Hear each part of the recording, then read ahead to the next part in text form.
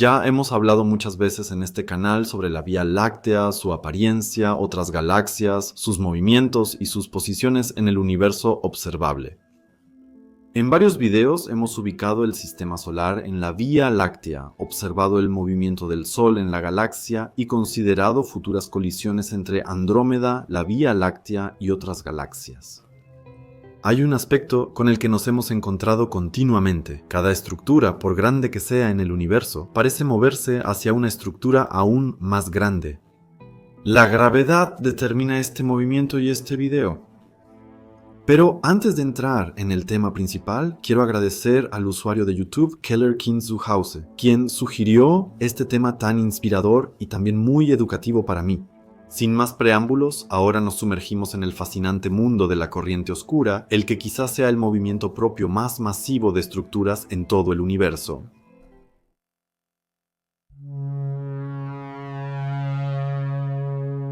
Pero, ¿cómo se empieza siquiera con un tema así? Comencemos primero con lo pequeño e intentemos observar los movimientos desde la Tierra hasta el movimiento de grandes cúmulos de galaxias, para que podamos entender mejor las conexiones con las que vamos a tratar en este video.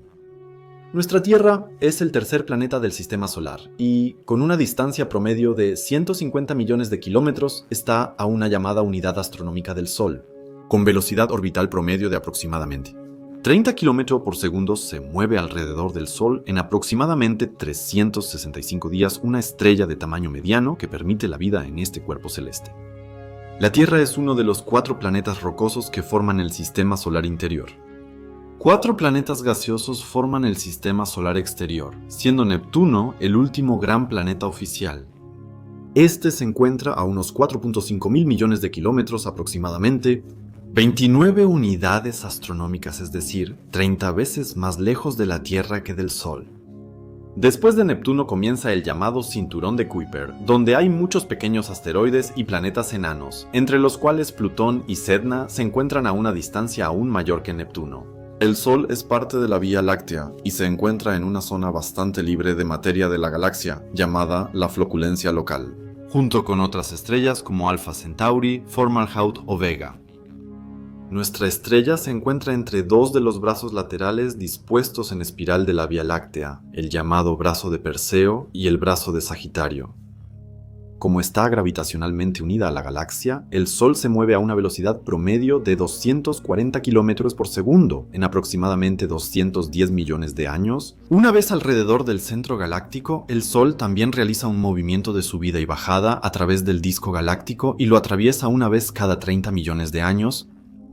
La Vía Láctea es una galaxia con un diámetro aproximado de 17.000 a 200.000 años luz y un grosor de aproximadamente 15.000 años luz, sobre todo en el bulbo galáctico, donde hay mayor densidad de estrellas. Nuestra galaxia también tiene un movimiento. Ella y la galaxia de Andrómeda se precipitan, se acercarán entre sí, chocarán en algunos miles de millones de años y formarán una enorme galaxia elíptica en la que la formación de estrellas será casi imposible. Ambas galaxias son miembros del llamado grupo local, un cúmulo de galaxias, es decir, un grupo de galaxias unidas gravitacionalmente, entre las que se encuentran, entre otras, las nubes de Magallanes, la galaxia Sextans o la galaxia enana Sculptor. Cada una de estas grandes islas estelares se mueve hacia otro objeto, por lo que en muchos miles de millones de años, tal vez, todas las galaxias del grupo local se unan en una enorme y gigantesca isla estelar. ¿Pero esto ya significa el final o existen movimientos de estructuras aún más grandes en el universo? Aparte de los movimientos dentro de los pocos millones de años luz, el grupo local mismo es parte del supercúmulo de Virgo. Se llama supercúmulos a las agrupaciones de cúmulos de galaxias que están unidas gravitacionalmente. Este supercúmulo de Virgo tiene una extensión de varios cientos de millones de años luz. Su centro es el cúmulo de galaxias de Virgo, con al menos 1.300 galaxias a 65 millones de años luz de la Tierra. Es visible en el cielo nocturno hacia la constelación de Virgo. El grupo local es parte del supercúmulo, aunque solo es una ramificación y por lo tanto se encuentra en el borde de este cúmulo. Y piensen que esta distancia de 65 millones de años luz significa que la luz que ahora vemos de este supercúmulo fue emitida cuando aquí en la Tierra los dinosaurios se extinguieron. Estos son los periodos y distancias que tratamos aquí. Con todos estos términos, uno fácilmente se marea. Para diferenciarlos quiero decir lo siguiente. El cúmulo de galaxias de Virgo es una agrupación de galaxias individuales. Forma el centro del supercúmulo de Virgo. Este se refiere a la superestructura local, de la cual la Vía Láctea, o sea, el grupo local, es una parte.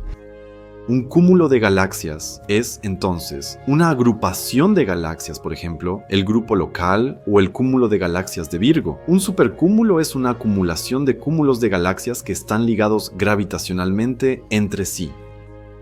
El cúmulo de Virgo es una de las mayores concentraciones de galaxias.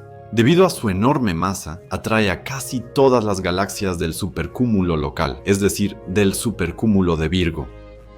La atracción del cúmulo de galaxias de Virgo es tan intensa que el grupo local y varios pequeños cúmulos de galaxias, con aproximadamente 1000 km por segundo, se mueve hacia el cúmulo de galaxias de Virgo. Y aún no hemos terminado. El supercúmulo de Virgo es en sí mismo parte de una superestructura que mide 520 millones de años luz llamada Laniakea, un llamado gran supercúmulo de galaxias. Es decir, una agrupación de supercúmulos que a su vez son agrupaciones de cúmulos individuales de galaxias. Laniakea abarca alrededor de 100.000 galaxias y es tan masiva que incluso el supercúmulo de Virgo se dirige hacia esta enorme estructura. En el centro de Laniakea también se encuentra el Gran Atractor, una anomalía gravitacional desconocida, probablemente formada por varios cúmulos de galaxias, y hacia la que todas las galaxias o los cúmulos de galaxias en Laniakea se precipitan. Así que todo parece estar en movimiento y aún así, aquí tampoco hay un final. Pero para entender lo que hay más allá de Laniakea, tenemos que retroceder un poco y considerar otro aspecto: la radiación cósmica de fondo. Así que tengan un poco de paciencia y hagamos un pequeño desvío para entender la relación entre los cúmulos de galaxias, los supercúmulos de galaxias y la radiación cósmica de fondo. Para resumir todo esto y que podamos entender bien estas dimensiones, vivimos en la Tierra, el tercer planeta del Sistema Solar. El Sistema Solar forma parte de la Vía Láctea. Nos encontramos en un pequeño brazo lateral y aquí es relativamente tranquilo. Aquí estamos muy seguros ante radiación y explosiones grandes. La Vía Láctea forma parte del cúmulo local de galaxias, al que llamamos grupo local. Y ahora hay que imaginar el grupo local. Forma parte del supercúmulo de Virgo, un supercúmulo de galaxias, así lo llamamos. Supercúmulos de galaxias son agrupaciones de muchos grupos locales pequeños. Solo que hay otros cúmulos que también tienen otros nombres, como por ejemplo el cúmulo de galaxias de Virgo o simplemente el grupo local. Y ahora continuamos. El supercúmulo de Virgo en sí mismo es parte de la superestructura local, así se llama, que nosotros llamamos el gran supercúmulo de galaxias. Y este gran supercúmulo, esta superestructura local, se llama Laniakea. Y todas estas estructuras de las que acabamos de hablar están en movimiento. La galaxia de Andrómeda se está moviendo hacia la Vía Láctea. En varios miles de millones de años colisionarán. Luego tenemos el grupo local, nuestro cúmulo local de galaxias, que se está moviendo hacia el núcleo del cúmulo de galaxias de Virgo, el supercúmulo de Virgo. Y ahora tenemos el supercúmulo de Virgo, que a su vez se está moviendo hacia el Gran Atractor, que es el núcleo de Laniakea. Todas estas estructuras, desde las galaxias hasta los cúmulos de galaxias, los supercúmulos y las superestructuras, de alguna manera están en movimiento. Y seguimos con la radiación cósmica de fondo.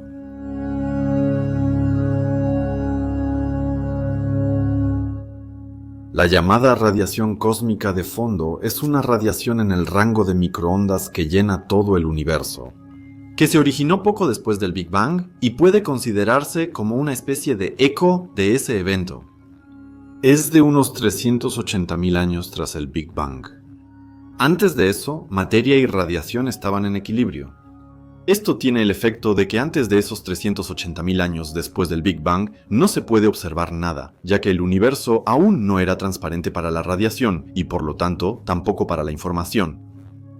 Por la expansión del cosmos, la temperatura y densidad de la mezcla de radiación y materia disminuyeron, haciendo al universo transparente y permeable a la radiación. Sin embargo, la expansión del universo continúa hasta hoy. Esto se debe a la expansión del espacio-tiempo, que también alarga la longitud de onda de los fotones, percibiéndose hoy como la radiación de fondo cósmica en microondas. Recordemos que el rango de microondas es uno de los muchos del llamado espectro electromagnético, al que pertenecen, por ejemplo, la luz visible, que puede ser vista por los seres vivos, o la radiación infrarroja, que se percibe como radiación térmica. Sin embargo, existen pequeñas irregularidades en la radiación de fondo. La sonda espacial Wilkinson Microwave Anisotropy Probe estudió estas irregularidades, lo que significa sonda de anisotropía de microondas, una sonda espacial estadounidense que estuvo en funcionamiento de 2001 a 2010.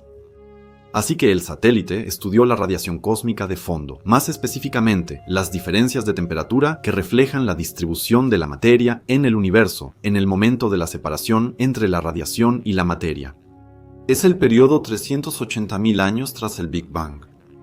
Esto permitió crear un mapa de todo el universo que no solo muestra las variaciones de temperatura, sino también cómo eran diferentes las distribuciones de densidad en el universo temprano. Wilkinson Microwave Anisotropy Probe generó esta imagen famosa tras varios estudios individuales. Este mapa muestra las variaciones de temperatura de la radiación cósmica de fondo. El rojo indica temperaturas altas y el azul bajas. Este mapa también invita a reflexionar más allá. No solo muestra la distribución de la temperatura, sino también la distribución aproximada de la materia desde el principio. Por eso, las zonas con más materia son más calientes que las que tienen poca. Así que se puede reconocer una estructura temprana del cosmos que se puede trasladar a la imagen actual del universo. Para crear esto, se observaron decenas de miles de galaxias y, a partir de los datos obtenidos, se elaboró la siguiente imagen. Esta estructura, en forma de red, muestra una parte de nuestro universo. Se distinguen estructuras filamentosas que representan galaxias y cúmulos, mostradas aquí de forma luminosa. Estos cúmulos de galaxias y supercúmulos de galaxias se agrupan en muchos puntos y así forman una red unida gravitacionalmente.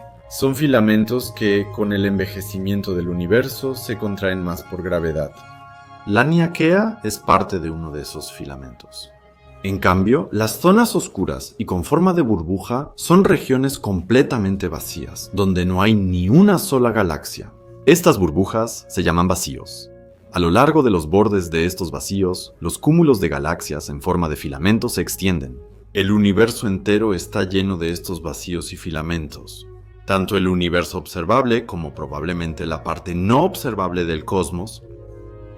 Cuando los científicos hablan del universo observable, se refieren a un límite de cuánto podemos observar del cosmos, sin importar lo avanzados que sean nuestros instrumentos visuales. El universo tiene 13.7 mil millones de años. Incluso si la luz hubiera comenzado su viaje poco después del Big Bang, no podría haber llegado más lejos que 13.7 mil millones de años luz. Por eso, podrían existir zonas del universo aún más alejadas que esos 13.7 mil millones de años luz, pero su luz aún no puede alcanzarnos porque simplemente no ha podido viajar tan lejos. Eso tiene que ver con que el universo se expande a lo que se llama velocidad supralumínica, pero dentro del universo la velocidad de la luz es el límite absoluto. Y ahora tenemos que preguntarnos, ¿qué tienen que ver el universo filamentoso y los cúmulos de galaxias con el movimiento de la materia y la parte no observable del cosmos? Bueno, bastante. Como veremos en un momento, ni siquiera los supercúmulos y los grandes supercúmulos de galaxias están quietos, sino que están en constante cambio. Y ahora, mis queridos, nos sumergimos en las zonas más oscuras e inaccesibles del espacio. La radiación cósmica de fondo está presente en todo el universo y es medible en cualquier lugar. Se entiende como una especie de eco del Big Bang y apareció aproximadamente 380.000 años después de este. Gracias a la radiación de fondo, los satélites pudieron crear una especie de mapa del universo temprano. Y este mapa se puede leer de la siguiente manera.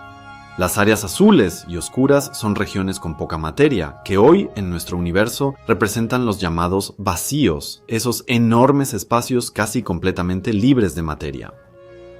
Las áreas calientes, en cambio, son los lugares rojos y naranjas en el mapa. Esas son regiones que, en el universo temprano, ya tenían una acumulación de materia un poco más densa, y que hoy en día son los cúmulos de galaxias, los supercúmulos y los grandes supercúmulos de galaxias, o bien los filamentos del universo.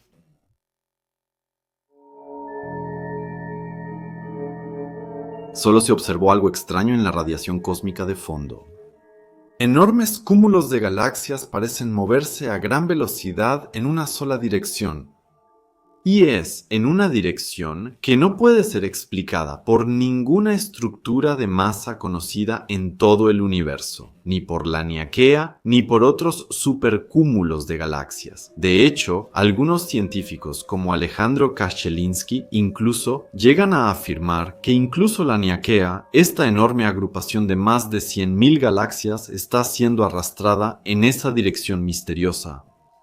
Pero lo más inquietante de esta atracción es que, según los científicos, la masa que atrae a todas estas galaxias se encuentra fuera del universo observable.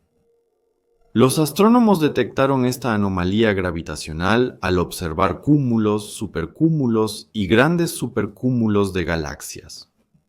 Estos supercúmulos no solo agrupan muchos cúmulos de galaxias, también contienen gran cantidad de gas caliente que emite radiación de rayos X. Los investigadores ahora han observado la radiación emitida por estos cúmulos y su interacción con la radiación de fondo cósmico. Los rayos X dispersan los fotones de la radiación de fondo, lo que se conoce como el llamado proceso cinético de Sunyaev-Seldovich o simplemente efecto Sunyaev-Seldovich. Seguiré llamando a esto efecto Sunyaev-Seldovich aquí en el video. Se observaron alrededor de 700 cúmulos de galaxias a una distancia de hasta 6.000 millones de años luz, es decir, casi a lo largo de la mitad de la distancia del universo en una dirección. Estas observaciones se compararon con el mapa de radiación cósmica de fondo del satélite Wilkinson Microwave Anisotropy Probe, donde se observan las diferencias de temperatura del universo temprano. Por el efecto Sunyaev-Seldovich se detectaron aparentes movimientos en las áreas observadas, mostrando que incluso las estructuras más grandes del universo parecen estar influenciadas por estos desplazamientos. Increíble, ¿no? ¿No hemos llegado ya a las mayores concentraciones de masa del universo, los filamentos y la Niaquea? ¿Qué puede ser más grande que los filamentos que llenan todo el universo? Sean bienvenidos al nivel sumamente fascinante y a la vez inquietante del Dark Flow, la corriente oscura, el movimiento propio de materia más grande y masivo en el universo observable. Es probable que los astrónomos que hicieron el descubrimiento no confiaran en sus propios ojos ni en las conclusiones de la observación. Vieron que los cúmulos de galaxias se mueven a aproximadamente 3.2 millones de kilómetros por hora hacia una región en el cielo conocida como Tauro y Vela de la nave. Esto es una velocidad de unos 889 kilómetros por segundo. Este movimiento es diferente de los movimientos de las galaxias entre sí y también de la expansión del universo, ya que va en una dirección específica, hacia donde aparentemente no hay nada que se pueda observar. Uno de los científicos, Alexander Kashelinsky, que hizo este increíble descubrimiento, dijo al respecto: hemos encontrado una velocidad bastante significativa, una que no disminuye con la distancia. Hasta donde podemos medir, la materia en el universo conocido no puede causar este flujo oscuro que hemos medido. Pero ahora surge la pregunta: ¿qué causa este movimiento de estas grandes masas de cúmulos de galaxias y supercúmulos de galaxias en una sola dirección? Los astrónomos concluyen que hay una estructura que debe existir fuera del universo observable, la cual atrae a los cúmulos de galaxias. Esta estructura debe tener una masa más allá de toda imaginación y ser más grande que cualquier cosa que conozcamos. Los investigadores creen haber encontrado una respuesta en el momento del nacimiento del universo. Según los astrónomos, hubo partes del espacio-tiempo que estaban en ese lugar y que atrajeron la materia antes de que el universo se expandiera. La corriente oscura que se observó es una especie de eco de esa atracción inicial y hoy en día ya no se puede explicar. Porque esas partes del espacio y tiempo ya no están donde se dirigen los cúmulos de galaxias. Estas regiones del universo podrían estar a docenas o cientos de miles de millones de años luz y fuera de nuestro alcance, de lo que podemos observar como especie tecnológicamente avanzada. Otra teoría, que va en una dirección similar, sugiere que este espacio-tiempo todavía se encuentra en su lugar como una especie de burbuja. Como no podemos ver fuera de esta burbuja, nunca observaremos esas estructuras. Así que podría ser que el espacio-tiempo en esa región sea muy diferente al resto del universo y posiblemente ni siquiera contenga estrellas o galaxias que se hayan desarrollado en nuestra burbuja de espacio-tiempo. Así que allí podría haber estructuras que sean más masivas y más grandes que cualquier cosa que conozcamos. Sin embargo, esta ominosa burbuja de espacio-tiempo tendría efectos gravitacionales en nuestra región del universo. Astrónomos dicen que esta región explicaría el movimiento de los cúmulos de galaxias en flujo oscuro, pero no sería parte de nuestro universo, sino que formaría parte de un espacio completamente diferente con otras formas de materia o otro universo. Pero también sería posible que esta misteriosa región del espacio hacia la cual se mueve la corriente oscura que se trate de materia oscura muy densamente concentrada a varios miles de millones de años luz de distancia, pero que no se puede observar porque no interactúa con la materia luminosa. Eso encajaría muy bien con el término corriente oscura, ya que no se puede explicar ninguna de las dos cosas. En 2014, la cantidad de cúmulos de galaxias relacionados con la corriente oscura se duplicó tras analizar más datos del satélite Wilkinson Microwave Anisotropy Probe. Un total de 1.400 galaxias se dirigían ahora hacia un cúmulo de materia aún desconocido. Pero esta teoría no fue aceptada sin objeciones, en absoluto. El Dark Flow es un movimiento masivo y único de grandes cúmulos de galaxias aparentemente en una sola dirección hacia una región específica del cielo. El Dark Flow fue descubierto porque se registraron cambios de dirección de los protones en la radiación cósmica de fondo. Estos cambios de dirección aparentemente se deben a la radiación de rayos X emitida por el gas caliente de los cúmulos de galaxias. Existen tres teorías que intentan explicar el flujo oscuro. Los cúmulos de galaxias se desplazan hacia una zona del universo con abundante materia tras el Big Bang. Sin embargo, por la expansión del universo, esa región ya no existe y solo queda su eco gravitacional que atrae a los cúmulos de galaxias. 2. Una burbuja de espacio-tiempo se encuentra en el lugar hacia donde aparentemente se mueven los cúmulos de galaxias. Sin embargo, esta burbuja de espacio-tiempo no puede ser observada, ya que podría tratarse de los efectos de un universo vecino con posiblemente leyes físicas completamente diferentes. 3. Una gigantesca acumulación de materia oscura a muchos miles de millones de años luz de distancia es la responsable de la atracción. Pero, como no puede ser detectada, solo se puede percibir su efecto gravitacional en forma de lo que se llama el Dark Flow.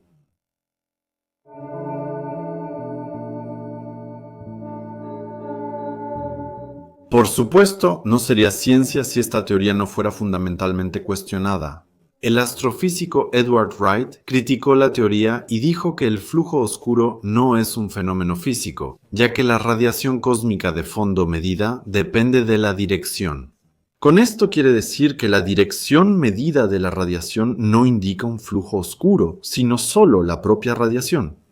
El Centro Espacial Goddard de la Administración Nacional de Aeronáutica y del Espacio ayudó primero a Alexander Kashlinsky. Los físicos del instituto dijeron que los datos de más de 1.000 cúmulos de galaxias a una distancia de hasta 3.000 millones de años luz no eran una casualidad estadística, como sugirió Eduardo Wright. Según el Centro Espacial Goddard, la corriente oscura es el efecto de un universo vecino o de una región del espacio-tiempo que es fundamentalmente diferente al universo observable.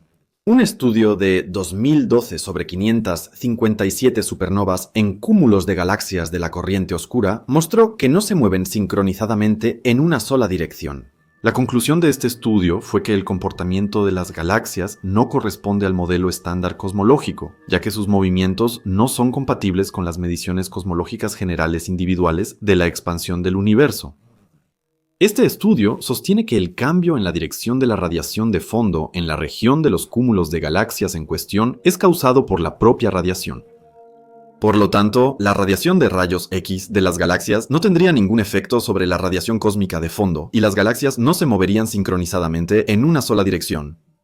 Otras investigaciones, como las del satélite Planck, en 2013 tampoco encontraron evidencia de la corriente oscura propuesta por Alexander Kerzhlinsky. ¿La corriente oscura existe o es un error de medición o interpretación del equipo de Kerzhlinsky? Vemos que ambos lados tienen argumentos muy plausibles. Pero ese es, por así decirlo, el estado normal de la ciencia, ya que rara vez hay consenso en áreas que se están investigando por primera vez. Por un lado, tenemos a Alexander Kerzhlinsky y su equipo, quienes afirman que existe la corriente oscura, y que se puede demostrar mediante el cambio de dirección de la radiación cósmica de fondo, que se produce por la radiación de rayos X de los cúmulos de galaxias. Esta afirmación está respaldada por dos conjuntos de datos del satélite Wilkinson Microwave Anisotropy Probe, que investigó las diferencias de temperatura en la radiación cósmica de fondo. Según los investigadores, después de analizar el segundo conjunto de datos, las galaxias involucradas en el flujo oscuro incluso se duplicaron. Los opositores a la teoría se apoyan en investigaciones adicionales de otros satélites. Argumenta que el flujo oscuro contradice el modelo cosmológico estándar y que los efectos observados solo se explican por la radiación cósmica de fondo, no por la de rayos X de los cúmulos de galaxias. Así que podría pasar un tiempo antes de que el flujo oscuro sea refutado o comprobado, o podría llegar a tener un estatus similar al de la energía oscura. Entonces sería lógica. En sus principios y efectos sobre cúmulos de galaxias y grandes estructuras sería lógica, pero no comprobable u observable, pues las estructuras responsables no pueden encontrarse. Sea cual sea la solución. La postulación de un movimiento así, que tal vez atraviese todo nuestro universo y para el cual incluso hay indicios, no es otra cosa que fascinante. Y muestra lo grande, complicado y maravilloso que puede ser nuestro universo. ¿Qué opinan? ¿Existe la corriente oscura o se trata de un error de pensamiento por parte de los científicos? Compartan su opinión en los comentarios. Les agradezco su paciencia y atención, y les deseo una bonita noche de viernes. Cuídense mucho y vivan largo tiempo y en paz.